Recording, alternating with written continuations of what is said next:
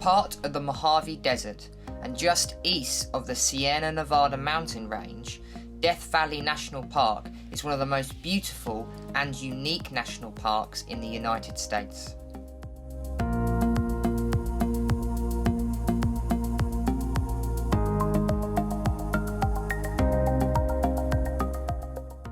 Hi guys, welcome back to the channel. My name is James, and if it's the first time to this channel and you want to learn all about Photoshop, Lightroom and everything camera related, start now by subscribing and hitting the bell so you don't miss anything. Now today guys, I am in the infamous Death Valley, what we're classed as the hottest place in the world, and I'm going to show you my 3 favourite places to visit if you ever come here. Now today I am filming at the Death Valley Sand Dunes, which is just off of the 190, which is the main road that runs through Death Valley. Now, as a kind of a warning to anyone that is interested in coming here, bring supplies. It is incredibly hot. I'm here in October and it's at least already 40 degrees. We have come here about midday, so it is very, very hot.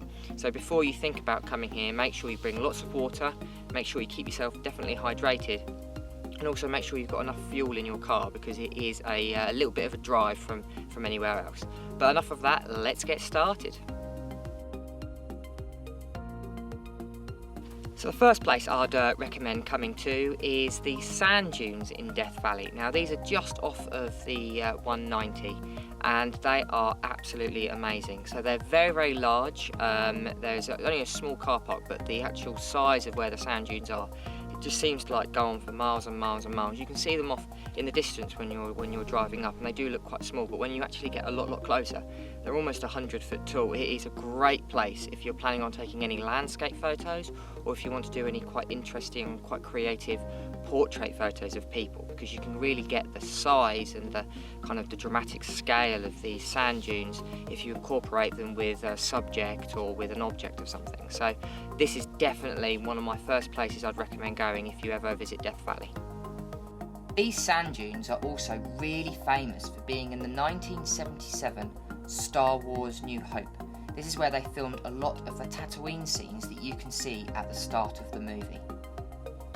These sand dunes were also used in the later Star Wars movie, The Force Awakens.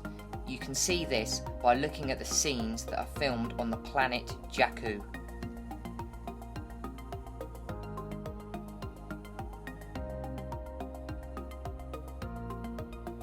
So the second place you should go and visit is Devil's Golf Course.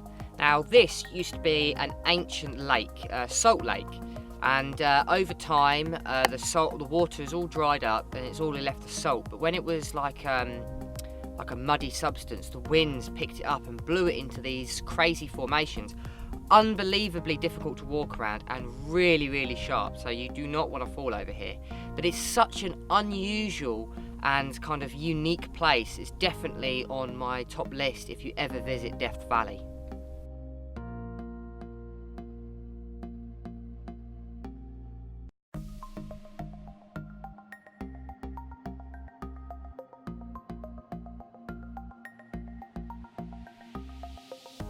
A place I would definitely recommend go visiting is Furnace Creek. Minus 190 feet below sea level, this is the deepest point in North America. Also, it is home to a great visitor centre with plenty of maps and great park rangers to give you loads of information about each location. I would definitely recommend speaking to them if you want to know more about Death Valley. This place is also famous for holding the record for the highest air temperature on Earth ever recorded. An amazing 56.7 degrees or 134.1 degrees Fahrenheit back in 1913. This record is still remained unbroken to this day. So last but not least on my list is Badwater Basin. So this is what Death Valley is famous for. It is a very, very large, very ancient lake that's basically dried up millennia ago, and it's just left the salty residue on the floor. And it is unbelievably salty. You can go down and kind of lick the floor and taste it, and it is unbelievably salty. It is also 85.5 meters below sea level. So it's actually just behind the rocks, just behind us on the mountain. You can see where it's actually written sea level, and it's weird looking up at sea level instead of looking down. And because I've come here at sunset, you get beautiful views of the valley, looking to my left and then looking to my right, of amazing, because of how flat it is versus where the valley floor is. You get these beautiful contrails of where the light is just hitting the edge of kind of the atmosphere, and it's causing these beautiful kind of arcs of gold. And you can also see, because of how Death Valley, the rocks, is actually called the Golden Valley as well, which is just to the left and right of me. And so when it lights up just before sunrise and just before sunset, it has this beautiful kind of orangey kind of golden glow, which is really, really good to photograph. So I definitely recommend coming here either just before sunrise and just before sunset. Also, you miss the incredible heat during the day. Now, it is a bit of a trek to get to kind of where I am. It's about a good half an hour walk, so I definitely recommend bringing some water with you.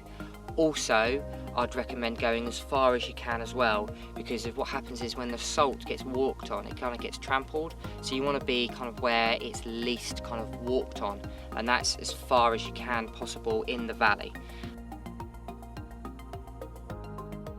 And that's it, guys. I really hope you found this video helpful on where you should visit Death Valley. If there's any places that you've been to that you want to recommend in Death Valley, make sure to write it down in the comments below. I can always do a part 2 of a video like this.